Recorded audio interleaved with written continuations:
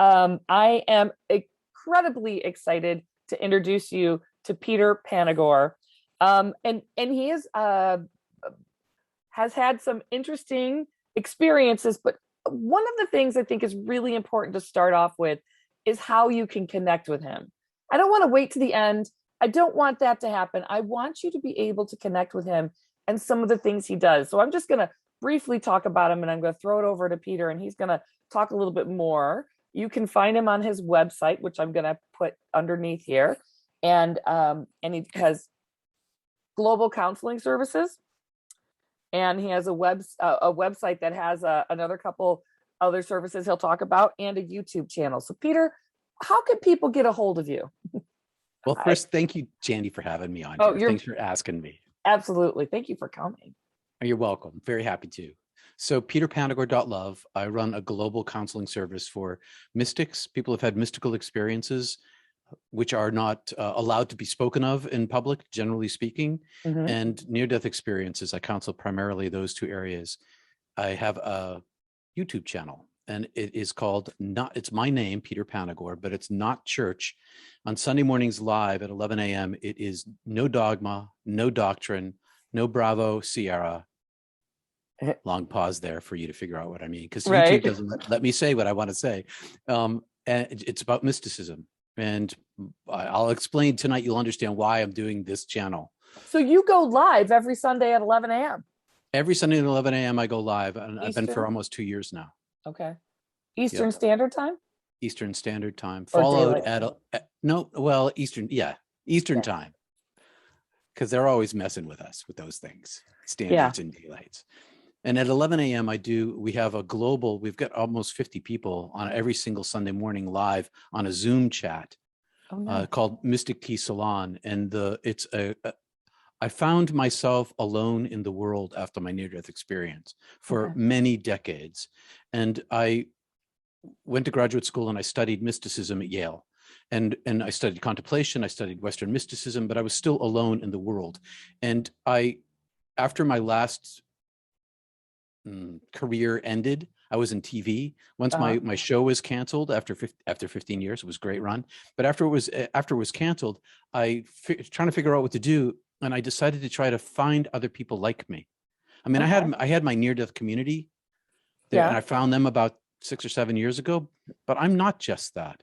I was born a mystic. I had mystical experiences before my NDE and after my NDE and another NDE. But I started Mystic Tea Salon as a place for people who have had these experiences that have transformed them. People call them spiritually transformative experiences, but historically they're mystical experiences, and they're deep and they're real, and they leave a message inside a person. And part of that message is humility. And so part of the form of community that we've created here, we've got people from the Netherlands and Scotland, South Africa, Australia, Japan, all over the United States and Canada, all over the world. And we have a public conversation around mysticism every week, and it's practical and it's real and it's humble and it's wisdom. And every single week I learn something. There's so much, because the divine is so immense that anybody who has a direct experience has noetic knowledge, which is a wisdom, but we all each get a portion of it. We only all get a little bit of it. And together, when we share this, we all learn together. And so it's fabulous. I'm so pleased. It was an experiment. Not Church is an experiment. Mystic Tea Salon is an experiment, and both of them are going extraordinarily well because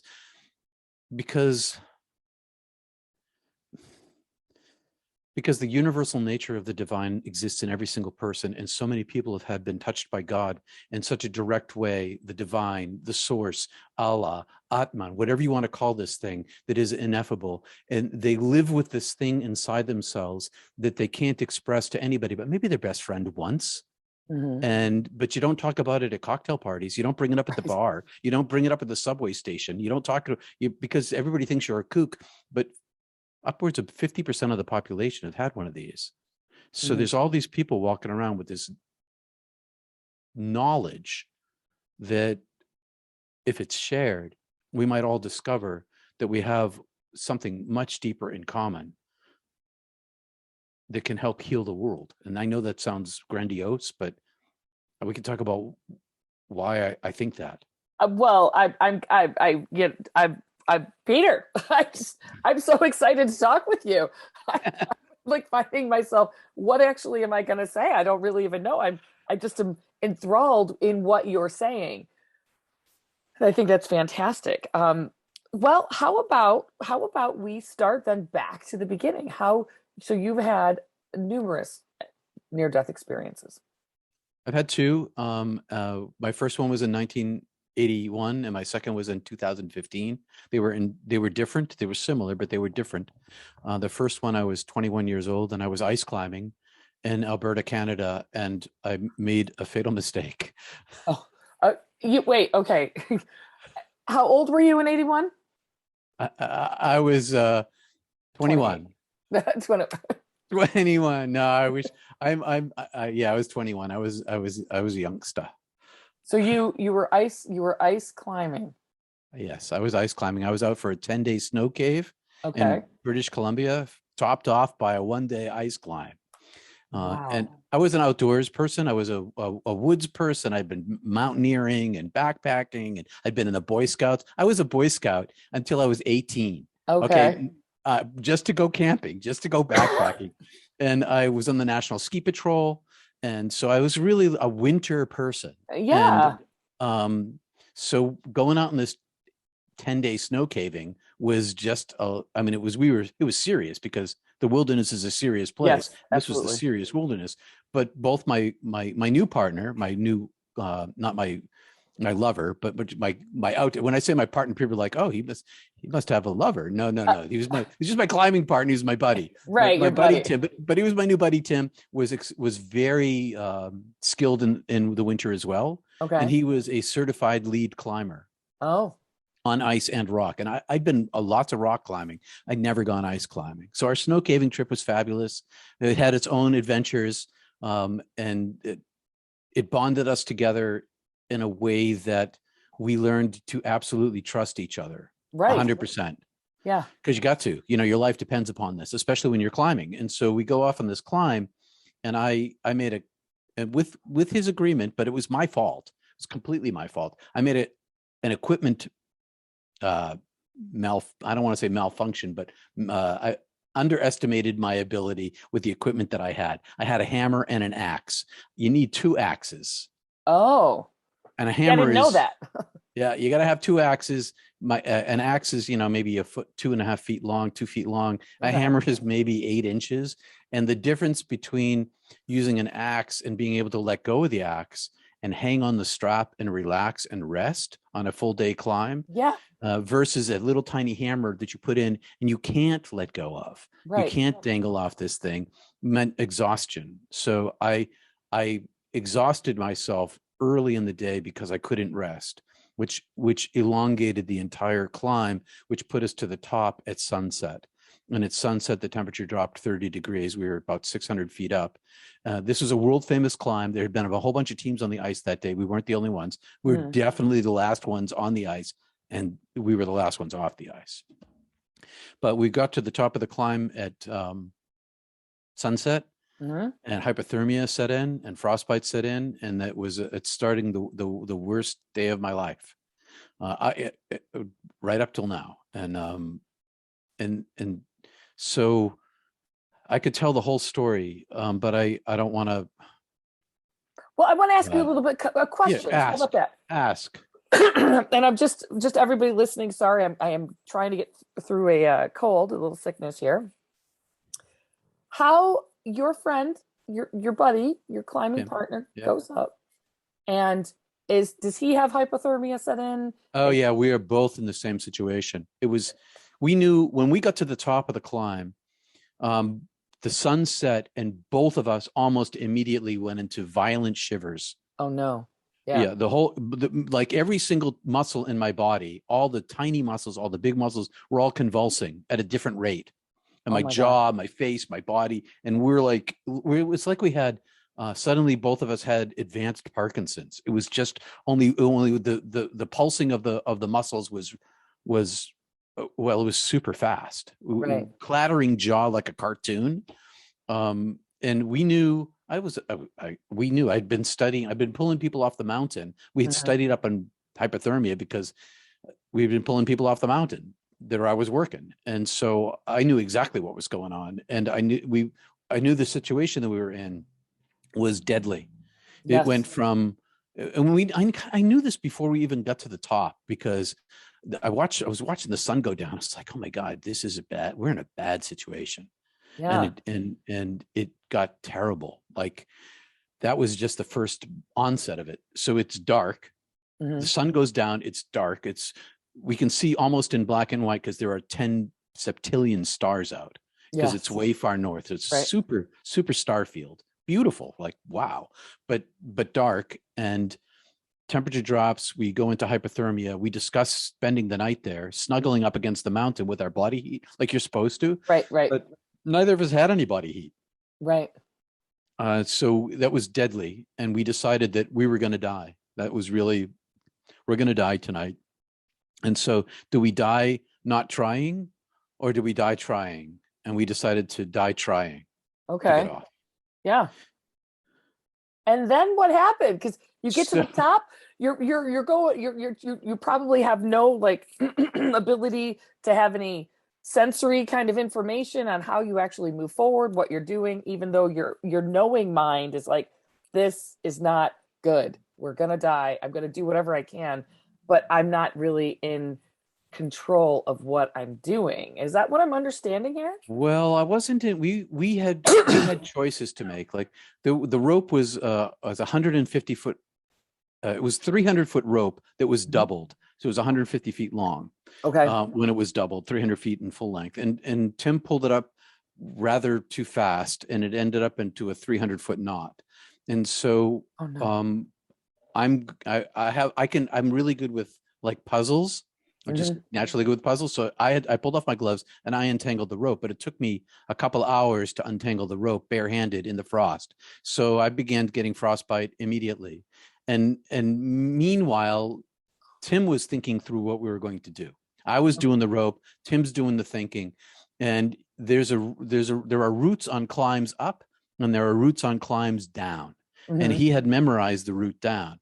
Okay. And so what we ended up doing is we had to traverse over and a Mhm. rappel to an area, another traverse over, another rappel to another ledge, and eventually to the bottom. But it was on the third rappel that we died, because and there were all sorts of things that happened that were, one mistake cascades into second mistake, into the third mistake, into the fourth mistake. And the meanwhile, hypothermia not only steals your body heat, it takes your mind. Yeah. Your brain begins to freeze, and you begin to lose I began to lose cognitive function. My Mhm. eyeballs were freezing in my head. It's Oh my, this weirdest experience where your eyes are cold. oh my And gosh. yeah, it's crazy. And our lips stopped working. And every step we took, I was a skinny 21-year-old, Right. and I was fit and I was buff, and Right. I had no fat to consume. And so almost immediately my energy level dissipated, and my body felt like it was beginning to eat itself. I don't know if that's possible in such a short amount of time, but I hadn't eaten, and I was freezing to death, and my body Seems- was shivering, using up energy. And so, It seems quite probable that's exactly what happened. yeah, it felt that way to me. Yeah. And so lots of terrible things happened between the first rappel and the last rappel. But we made it to this third rappel, and Sure. and all of it, I detail all of it in the book. Okay.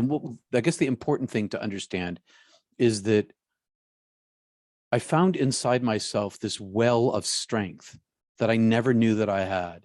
And I describe it sometimes as mammalian, sometimes I describe it as reptilian, but really Mhm. what I'm trying to talk about is this deep part of my brain where survival became the only thing that mattered to me. Nothing else mattered to me. And it was in this very deep part of myself that seemed like it was a natural part of my being to drive myself forward for my survival. And so all night, and Tim found the same thing. We drove ourselves forward with this will to survive that I felt like I dug this. I kept digging down deeper and deeper and deeper into myself and finding more strength to go on and more strength to go on and more strength to go on. And never in my life since then have I ever gotten to the bottom of this willpower. I've never been back to that place again. Wow. It's left me with this, it's left me with a drive, a capacity for drive. I didn't know that at the time. And it becomes important in what I'm about to say. So by the time we reached the third rappel, it's the moon had risen and it was like a 3/4 moon. So we could see a lot better, but it was some hours before dawn. And we had come down the second rappel off the ice on the rock in sort of a crag that had a corner to it. And so we came down this route and then over around the corner to the ledge. Okay. And so I'm standing on the ledge. Tim is to my left. And this is the place on the climb where they've got harnesses attached to the mountain, straps. So there's iron pins and rings and carabiners and straps. And so we each strap into the mountain. So the first time all night, we're not in danger of falling all night long. Not only is it ice, we have crampons on, but it's ice and it's cold. We're on cliffs and we lost our coordination. We were stumbling and tripping and not, it was crazy dangerous. And so I had the rope and I tied off one end of the rope to my harness and I took the other end and I threw it off around this corner. And I began to pull the rope down to make the last rappel because we're only like 70 yards from the bottom. Okay, 70 yards, 100 yards from the bottom to the car. No, we're 150 feet up. We're 150 feet up, but from the bottom to the car where the tent is and the heat is, we're not that far. Right. But the rope got stuck on the first pull. I yanked that rope and now it's jammed around the corner in the dark. And if I can't reascend the rope. If I reascend the rope, it could let go and I would, 150-foot fall. Yeah. Dead. So, not going to do that. So hours go by, yanking on the rope, can't get the thing free. Frostbite advances, hypothermia advances. I go into the stage of unzipping my coat where the body gets hot. And what it felt like to me is that all of the blood of all of my extremities rushed to my core. And I remember thinking, I don't really need my hands. Oh. I just really need my heart, my lungs, and my brain. Right. And I realized around that time that I was not getting out of this. And from that point on, there was a peace settled on me. I recognized I gave up. I kept pulling on the rope, but I didn't believe that I was going to save myself anymore. And I began to think, I looked out, so I look out in this direction and I can see this mountain across the road from us. There's the Saskatchewan River. We can hear the river just down there. And there's beautiful stars. And I remember thinking about this, I think it was Little Big Man with Dustin Hoffman, a film. And in this movie, the chief of the tribe says, "Today's a good day to die." And I remember thinking, tonight's a good night to die. Yeah. I can do this. Then I started thinking about my family and my mom and my dad. My sister had run away when I was a kid. I was 14, but her running away was she vanished for us, and it really broke my family. And for a long period of time, and my mom, God love her, ended up with a pretty serious breakdown over an extended period of time. And so there was a lot of damage in the whole family. And as I stood there, I thought, I'm going to end up taking another kid from them, because they had wanted me to come back to Boston for this. They wanted me back home for this vacation. I'm like, I'm not going back home. There's too much trauma there. Right. I'm going to the mountains. And so I was going to die doing the thing that they didn't want me to be doing. Right. And but I began to fall asleep, and I would fall asleep, but falling asleep wasn't like it was like I don't know if you've ever been at a party and there's a little baby in the party and there's all this noise going on and the baby's really like upset, and then the baby shuts off. Yes, Like yes. Yep. someone flips the switch on the baby's asleep. Like, boom. So, right. And that's what happened. So I would go boom, and I was out, and I would lose consciousness and collapse to the rock, but I was harnessed, so I wasn't going to fall. Right. And I'd smack myself on the rock, and that would wake me up, and I'd pull myself back up. And then I pulled myself back up this one time. I don't know how many times this happened. And I got tunnel vision.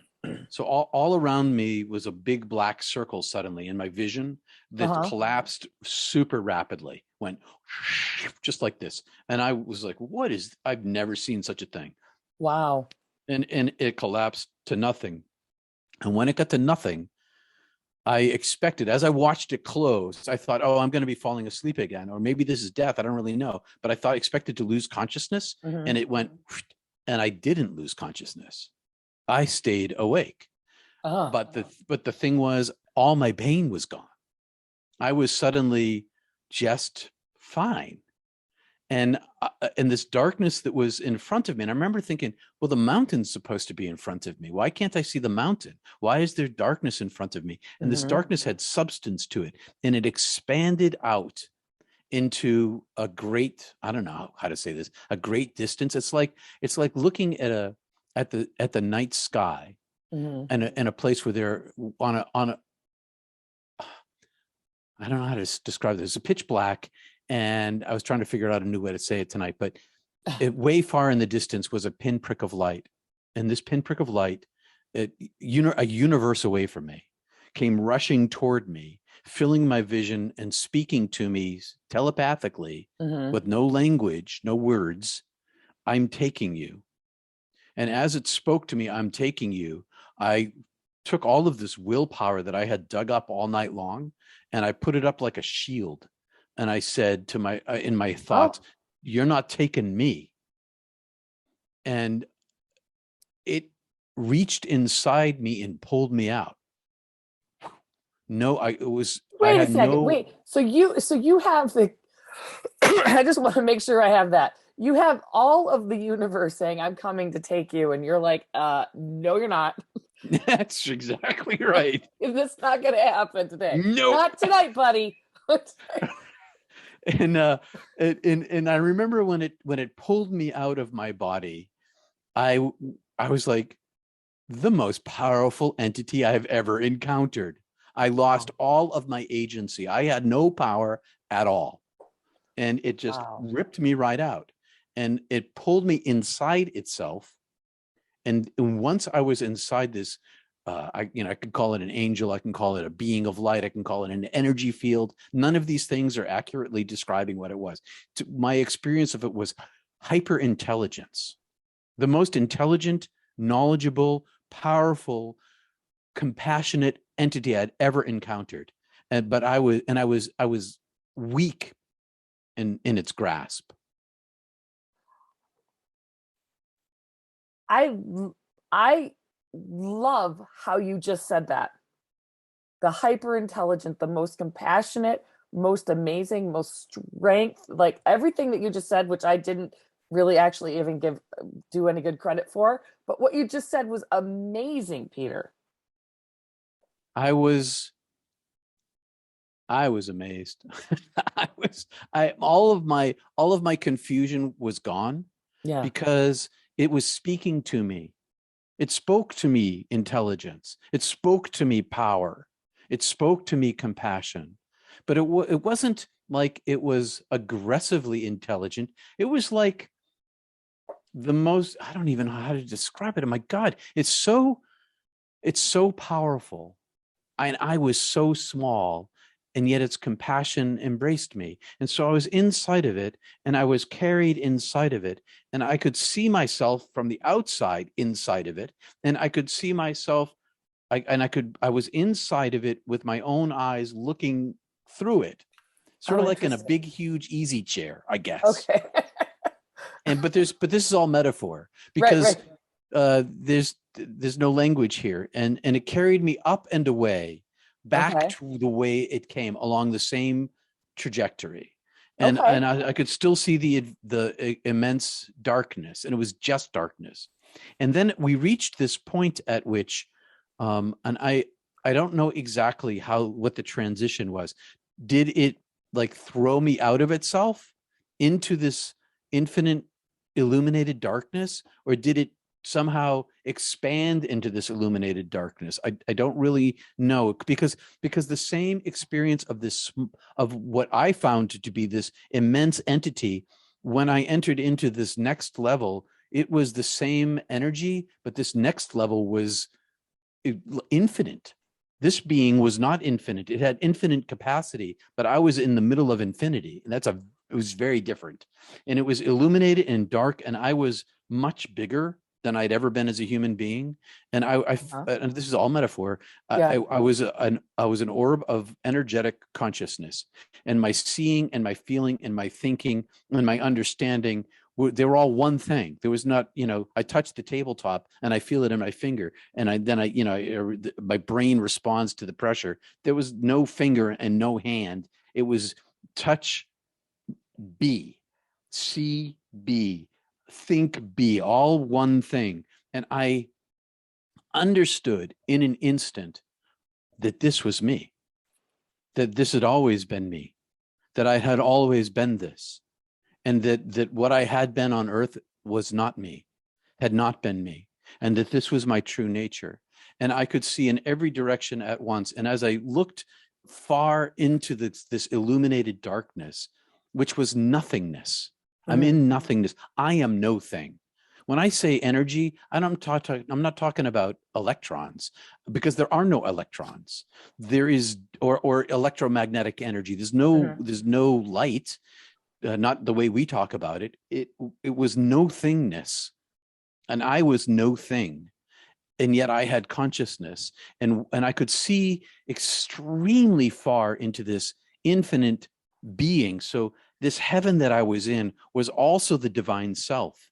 It wasn't like, oh, here's God and here's heaven. I'm in heaven and God's on the throne. No, there's like the divine self was where I was, and I could see far, but I couldn't see the origin of infinity. Infinity was beyond my vision, but I knew that it was there. And as I'm coming see to beyond infinity. I couldn't see to the end, to the beginning of infinity. I couldn't see the thing itself, but I knew that as far as I could see, there was more to be seen. There was an origin that I could not perceive, that was shrouded in darkness. I am so like, there's so many pieces of me that are kind of like going blink, blink, blink, blink, blink all over the place, because no light, no electrons, no bending, no anything.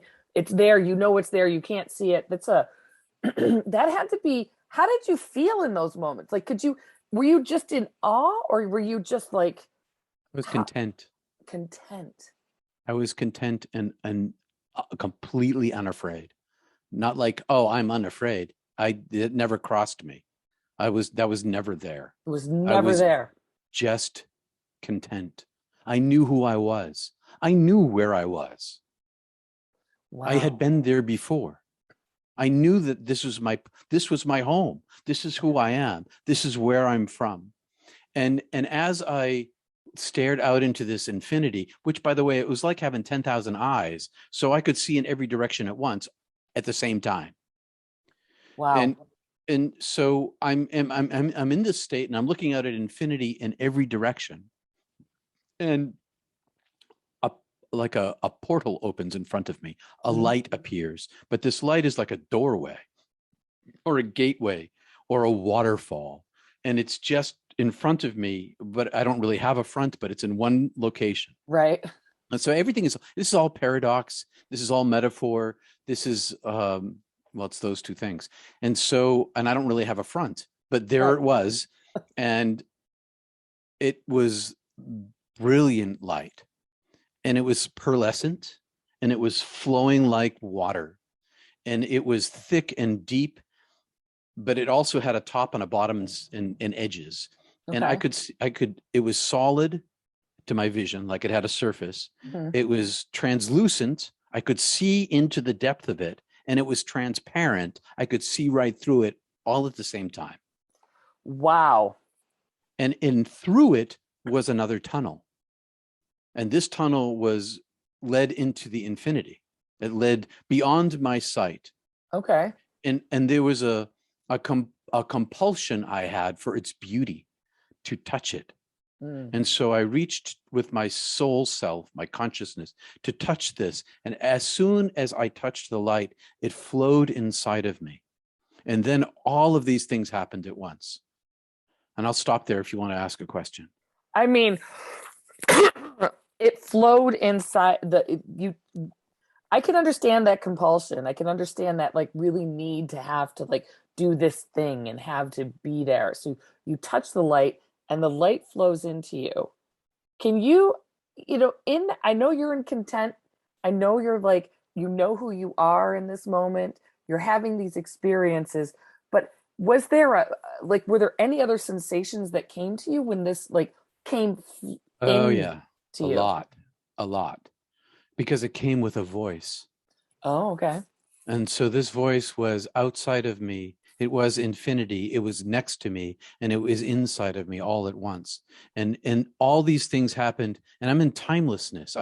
There is all time and no time. When I say all time, I don't just mean our concept of linear time, but bent time and left time and backward time and upside down time and all time and no time at all. And so all of these things happened at once. Mm-hmm. And I had the voice spoke to me and called my name, and it called the origin of myself. I saw the beginning of my soulness, my coming into being, and that Wow. this name being called to me had been being called since the time I came into being, and was still being called. I was being called into being in every moment, and I could see that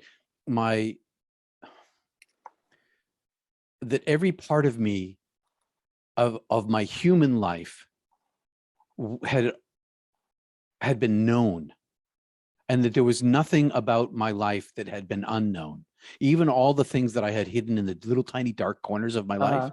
they were not hidden. I was naked in a way that I'd never been naked before, that everything about me was completely known from the very origin of my being, and including my life, and that I was completely beloved, that I knew that I was creature made by creator. It was being spoken to me. I am creator. I made you. I made not just your life, but I made your soul. I call you into being. And then I had this life review, and my life review was part of this being known. Mm-hmm. And what it was for me was I went through all of the suffering and pain I gave away in my life from the interior perspective of everyone that I gave it to. I felt all of their emotions and all of their I thought all of their thoughts, felt all of their feelings from the time whenever, in a chronological sequence of events, from every single person that I heard in my life. And it turned out that so I feel all of their pain that I gave them, Mm-hmm. but I have their experience from their interior, but I also simultaneously have my own experience that I had at the time that I gave it to them, with all of my emotions and all of my reasonings for causing their pain. And the disproportion between the two was like a grain of sand in a mountain. My reasons for causing pain were disproportionate to the pain that I caused. I judged myself guilty. Wow. I mean, Peter, this is exactly how I talk about when people cross over. You feel the pain that you pushed into other people's lives, It's what and happened to how, me. and you, how did you deal with that? There was no dealing with it. There There was no was just dealing with it. experiencing it. Just I, experience. I was just experiencing it. It was overwhelming. The pain was overwhelming.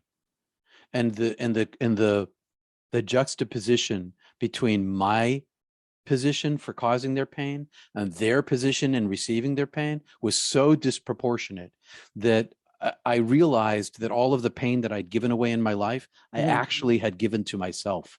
All of this karma was mine. I owned it. It was part of me.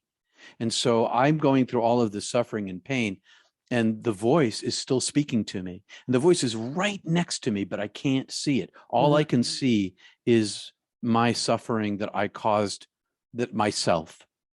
And but it showed me, as it spoke to me, it showed me all of humanity, and it showed me a layer of the universe, and it showed me that suffering, causing pain to others, is the way it is. There's no way to be a human being, to live a life without causing pain. It can't be done. You said something interesting though, and I have a question for you because I think it's important because you said the word karma, that it was your karma, that it's what you created and there's no way to avoid it. Yep. And is there a way that, I mean, does that the the human idea of karma, the wheel that it turns, it's going to come back and get you, you're going to get it, you're going to get it. Is that That isn't what happened to me. That's not what happened to you? Okay, I'm curious because I'd No. love you. I really want your insight on that. Well, so I saw, before I answer that, I'll say that I saw the radical equality of all humanities, brokenness, Okay. and woundedness, and the incapacity, the inability of humanity from not wounding others. It's just, you say you're a high school student and you fall in love with two men. You're in high school, or two women. You fall in love and you break one person's heart. They both love you. You love them both, but you pick one over the other. Right. For the sake of love. You can't help but hurting the other person. That's just the way it is. Yeah, just the way it is. So some of the choices were not purposeful. They were just being human. And it was as if I could see that the code of the universe was written as limitedness, and that limitedness created the suffering, and the suffering was inseparable from existence. And it created this I'm no better or no worse than any other human being who's ever lived. So Right. from where I was, I could see this, like, when you're on Earth and you're in the Rocky Mountains, they're really big and tall. But Yeah. when you're on the moon looking at the Rocky Mountains, it looks like a smooth globe. Right. And all of the wounds that humans cause each other, to me, from where I was, look like a smooth globe. One thing, not one worse or better than another, but all of them broken. And so I judge myself guilty, and I feel guilt. I feel guilt because I'm in the presence of infinite love. And this infinite love is speaking to me, saying, I love you. I made you. I know you. You belong to me. You're my creature. I call you into being. I've always loved you. I've always known you. I love you as you are. I love you as you've lived. I love you with all of your failings. I love you. I love you. I love you. And as the ear of my soul began to listen to the voice of love, instead of the heart of my soul focusing on the pain that I had caused, as I began to listen, all of that went away. All of it vanished. Like, and I love to use this, A Christmas Carol with Jacob Marley. These are the chains I forged in life. I went through the divine fire of purgative love. This love burned me clean. I suffered through a hell, but there was a hell that I made, but the fire of love made it so that I could enter into unity. Without the loss of my attachment to myself, I could not experience my human self. I could not experience the fullness of my higher self. I had to let go, and the way that I was able to let go was being immersed in the fire of my own suffering that I had created. And I know that sounds contradictory and crazy, but that's what happened to me. And so I was cleansed of all of my karma. I was forgiven for all of my sins. Everything was gone. And when that happened, when I turned, it seemed to me that I not only carried all of the suffering I had given away in my life, I also carried with me all of the love that had been given to me, and all of the love that I had given away. So they were one thing, and that one thing weighed more than all of the wounds that I had caused. Smaller, Ah, but weighed more. And that and it gave power to the ear of my heart to hear the love being spoken to me, so that I turned the nature of myself to face the no faces, to right. face the divine. And in facing the divine, I was suddenly welcomed. I was welcomed and whole and healed and well, and suffering didn't just end, it vanished as if it had never existed. Love, beauty, joy, bliss, adoration, understanding, knowledge, compassion, paradise, all of it infilling me, light just infilled me and expanded me and just made me blow up like a balloon, and just like the Grinch's heart grew 10 Oh, times bigger, yeah, only right. I grew a million times bigger. But it wasn't because of anything that I was. Right. It had entirely to do with the origin of my nature. And in this expansion, I saw the beginning of my soul when I was called into being in my originality. Can you talk about that a little bit? I mean, Yeah, I a little bit, yes. yeah. Uh, so I was I was a teeny tiny photon of light, but I was exactly the same, of the same substance, of a septillion times a septillion times a septillion photons of light that created the oneness of being. I was a piece of light, but I was a limited piece of light from an unlimited piece of light. Okay. And I knew that I was this other thing. I experienced this unity with it, and yet I was somehow also less than it. And I could see, I was shown I describe it as the everlasting length of my soul life, my true self. From the moment of my being called into being, that my soul was immense, immense, and I don't want to say infinite, but ageless, Mm. everlasting. And I could see into my other lives. I could see into my incarnations, which were many but few in comparison to the size of my soul. I was immense, and each one of these individual incarnations were teeny tiny, and they entered into my soul like a knife cut somehow, or like an emanation, a thin emanation into another world. And I Okay. could see into some of them, and I was in timelessness. And so to me, they were all happening at the same time. There was no this life, then that life, then the next life. From my point of view, there were all these lives happening at the same time. And I was sort of the much bigger self. So how do I like a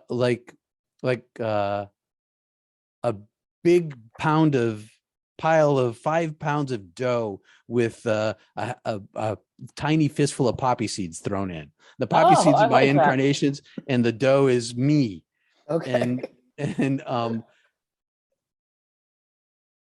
and then it contracted, and I contracted again from this state of unity where I lost myself. Mhm. I no longer, in this place of union, I was no longer me. There was so much light that it felt as if one more photon of light and I would have obliterated into nothingness. I would have lost even that part of myself, folded back in to the light itself. But then I contracted, and I You was know I what was made you contract, Peter? oh, that's a really good question. It just happened. It just happened. It just happened. I contracted back. It was like I was shown this thing, and then this I saw enough, and then this was taken. It was contracted from me and taken from me, and then I found myself in sort of back in this infinite place as my energy self, and I said, "So am I dead?" And the Mm. voice, no language, the voice says, "Yes, you're dead." I say, "Well, I haven't gone all the way yet. I'm still kind of on the threshold here." And Oh, you knew you hadn't gone, you knew that you had contracted, I and you knew I said, had I contracted. haven't, I haven't Yeah, fully phased over. right. I could still go back. Well, that's like, do I have to, I'm dead. Do I have to die? Mhm. And the voice said, yeah, it's your time. Oh. Come home. And I said, but. I said, my parents are suffering, and Oh. and I can't take another child from them. And when I said that, I was swept across heaven at this super speed, way this far distance, to this edge where heaven, where the material of heaven ends and the material of the universe begins. Okay. And I was sort of like, if I had a head, which I didn't, but I was like shoved, my head was shoved outside the screen of heaven. And I was like, I could see the universe. I could see the universe. I could see all millions, a billion galaxies, just billions of galaxies. And my vision was, and I'm not in control of this. This is all being done to me. I'm like a rag doll. Shh, do this, do that, do this, do that. And so I'm seeing all this vision of all the galaxies, and my vision is taken down to our galaxy, down to our solar system. I can see it moving through space, and I'm focused on Earth, and I can see all of Earth, and Earth is really up close, but I can see through Earth. I can see every single person on Earth right then, alive, doing 7 billion things. Right. Everybody doing their thing. Some are sleeping, some are at war, some are making love. There's ships on the ocean. There's people everywhere. And they all have a speck of gold light inside them. Okay. And they're all underneath this foam of a veil. And none of them can see the light that I can see. I can see the light in everything there is. And as I see this light inside them, the voice says to me, in the way that I love you now, I have always loved you, was, is, and always will be. And it was love that was universe upon universe upon universe in its largesse, and agelessness in its largesse. There was so much love that focused at me. I was the prodigal child.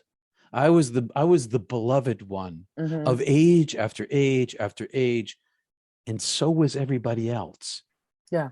I was particularly beloved, and everybody was particularly beloved. And the voice said, because of my love, all has, is, and will be well. And you know this in my love. I knew this in the love that was infinite in nature. And then my parents' faces kind of appeared to me. And they were like lifetime faces, but they were also the compilation of all of their suffering in the past and their suffering to come without me in life. And then I saw all their suffering without me, and then I also saw all of their suffering if I went back, and there was a difference between the two. And the voice was showing me these things, and it said to me, the length that you now know, the length of a human life is the wink of an eye. It's that fast. Yeah. And in a moment, your parents will be here, and they'll be healed and whole and well. And I saw them. But I could also see the temporality of it, and that between that moment and their death, their suffering was going to be, my mom was pretty damn broken, and it was going to be much, much worse. And I said, I'm in a theater troupe and I'm leaving on a theater tour, and the director told me not to get hurt. And I made a promise. Right. We're leaving in 2 weeks. And it was a 24,000 mile, 64 show national tour. Right. And God made no reply. And I said, you're like, you cracked a good joke. He was like, yeah, I'm deadpan in that one. Yeah. And I said, I still haven't gone through yet. And the voice said, yeah, it's your time to come home. Come on home. We want you home. And I said, but I haven't gone through. Do I have to go now? Can I go back and alleviate the suffering that will happen to my parents if I'm not there? And the voice said, yeah, you can go back. And I said, but can I come back here? Can I come back to this bliss, this light? Can I be back in the state of being? And the voice said, yes, you can come back here. And I said, well, then I choose to live my life. And it said to me, you won't live your life, and sent me back. And as I was sent back, I was like flying through space back the way I came. And as I went, I had no form before. And as I went, I took on more form. Uh-huh. And there were all of these, like a million portals of entry back into my life again. I had all these choices to make. And in the center of all of these choices How do you make was a those? How do you make those choices? the voice said to me, choose. That was it, choose. And there was a like a large laser beam of white light in the center of it all. Mm. And I knew that it wanted me to choose that. It wanted me to choose to go back into my life in the depth of the fullness of the light. But I was like, nah. I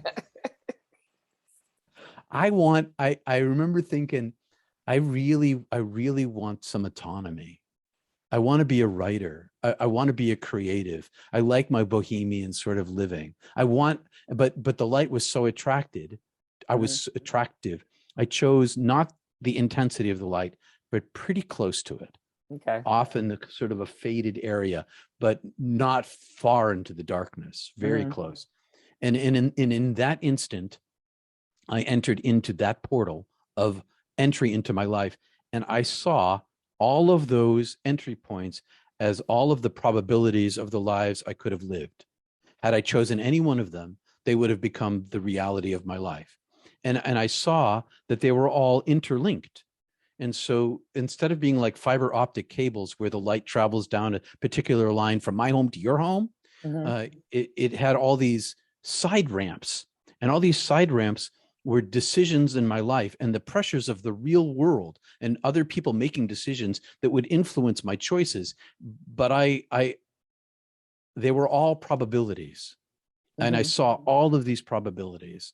And then I got smaller and smaller and smaller. Like I'm in one of those automatic car crushers at a junkyard. I was swished down and swished down and swished down, and it hurt. And I felt like I got screwed back in like an ice screw back into my body, like screwed back into my body, and it was very painful. And then I'm back in my body, and I don't know where I am. I don't know where I am because now I had forgotten about suffering. There was no suffering. Suffering was forgotten. And now all I am is suffering and pain.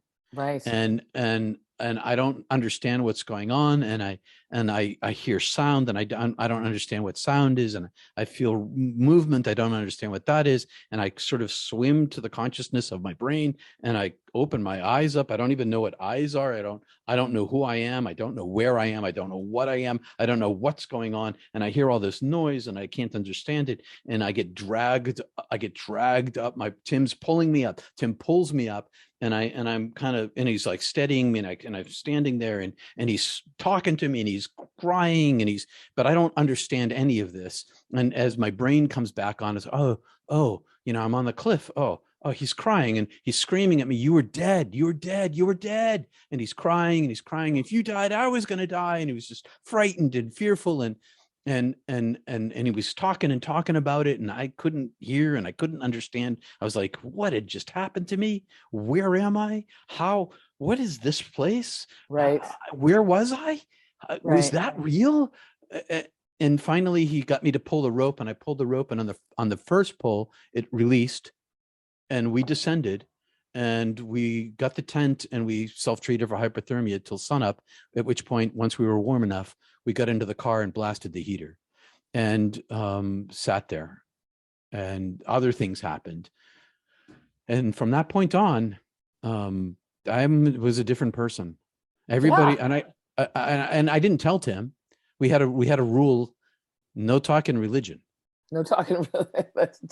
Don't talk religion. No talking God. He's an atheist. And so plus I didn't understand what had happened to me. And so the next night driving home, I caused a totaling of the car. We had a semi, and totaled the car, ended up with a stutter. He was super angry at me. We split up our gear. We're still, a day's drive from Bozeman. And we had enough money between us left over so that he could take a bus with our skis. And I took the gear that I could carry and I hitched, because I'd been hitchhiking for years. So I hitchhiked back to Bozeman. And as I stood there that morning, the first morning of the day after, I heard inside me this, like a waterfall rushing inside me, this loud roar. And this roar was speaking my name, but no language, just constantly speaking my true name to me and communicating to me. It was telling me, you must be a messenger. You must speak this, but it was unspeakable. It's unspeakable. I don't even know what happened to me.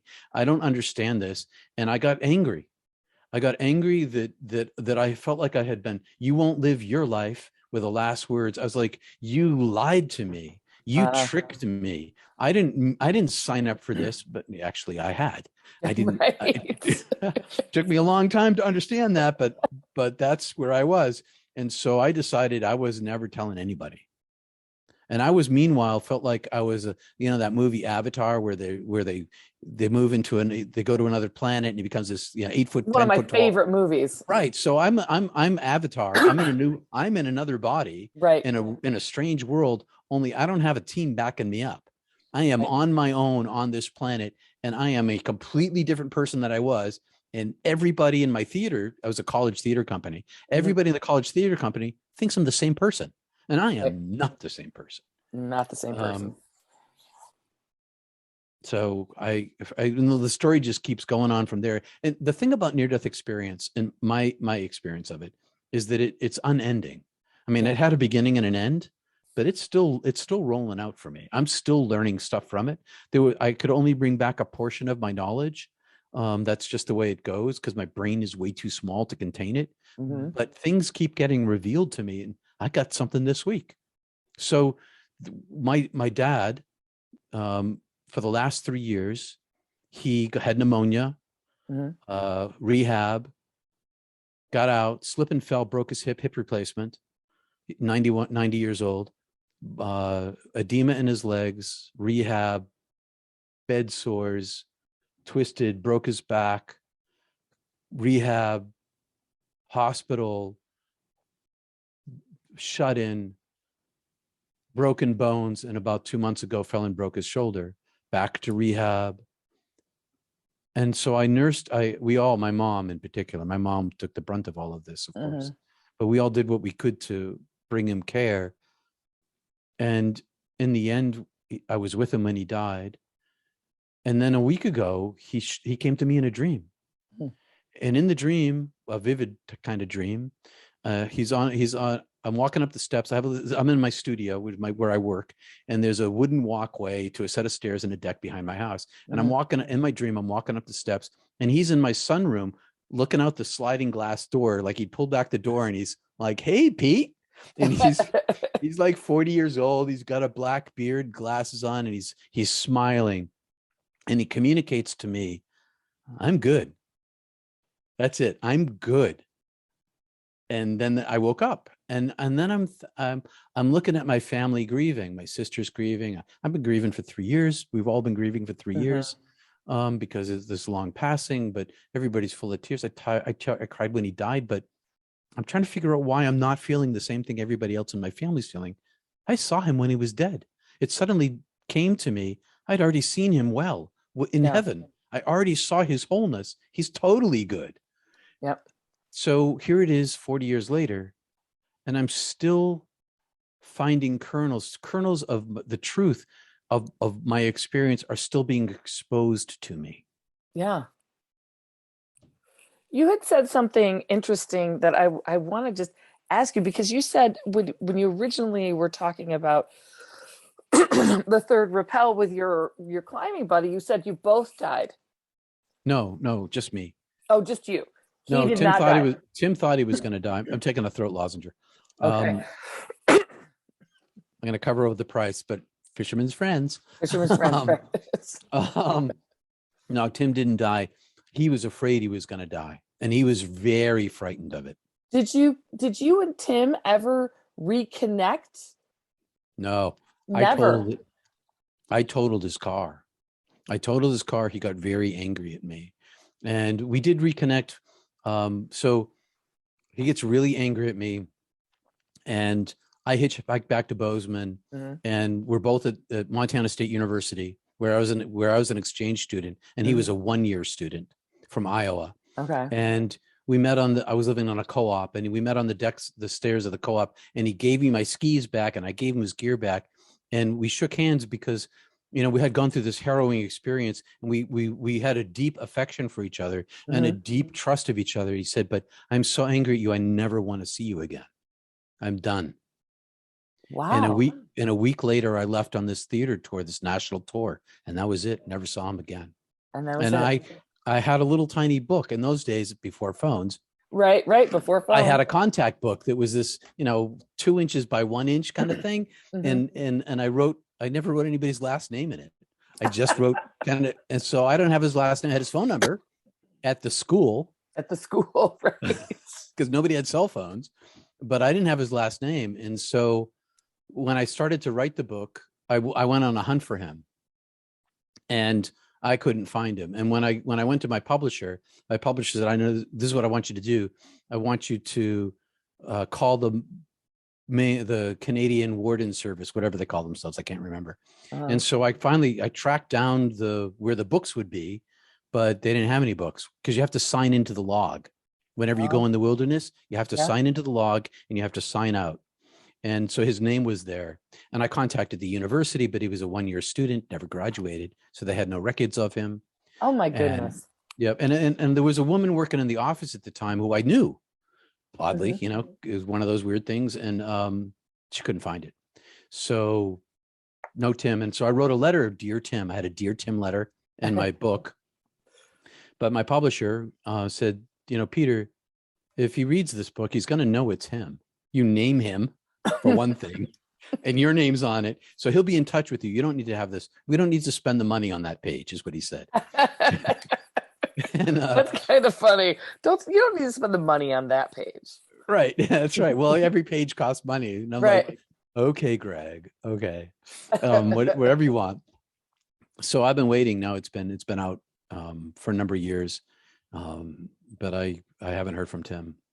I don't know Well, if I ever will. I don't know if you will either, but I'll make sure that your book and your face and everything is out there on my YouTube channel. Tim.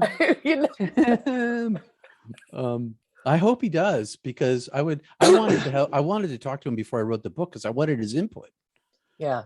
But that just was not to be. So I had to write it without his input. And I wish him well. I really do. How do you find that since your experience and your understanding that life is suffering, and it's sort of the code that's written, the limiting code is suffering. I mean, that's very Buddhist. That's very life is suffering. That's Buddhism, right? Yep. Well, life is suffering is life. It's life, and it's not just human life. It's plant life and animal life and interstellar life. We're not the only ones like this. Right. That's It's much interesting. bigger. I feel like I could talk for 5 hours to you and just be like barely getting the tip of what I want to get, the understanding, like just barely scratching the surface of everything. I'm just going to ask this, how many aliens did you see? Do you remember? I didn't see any beings other than the divine, and I didn't even see the divine. I saw lots of the universe, but I didn't see my grandma. You didn't see I your didn't see grandma? I didn't see grandma. Didn't see any other beings at all. I went to a place of non-being. Non-being. And it was a place of nothingness, and it was a nothingness that was full, but it was nothing because there's nothing there that is here. There are no things there. There's nothing that's a thing. Everything here is a thing. Right. Everything here is a thing, but there's no It is thing everything. Everything. It's in the word. And the ineffable was no thing, was nothing. But it was this fullness of infinity, of intelligence, of power, of love. The power was love and beauty. And there. But Given the fact that you can't that the code of life is suffering, how do you now approach relationships? Do you accept what's happening? Do you love what's happening? Is it, I know you'd spoken a little bit about radical acceptance while you were talking. Is that what happens in your experience as you move day to day? Or yeah, are you always trying to find that middle ground and connect with that person, have empathy and compassion?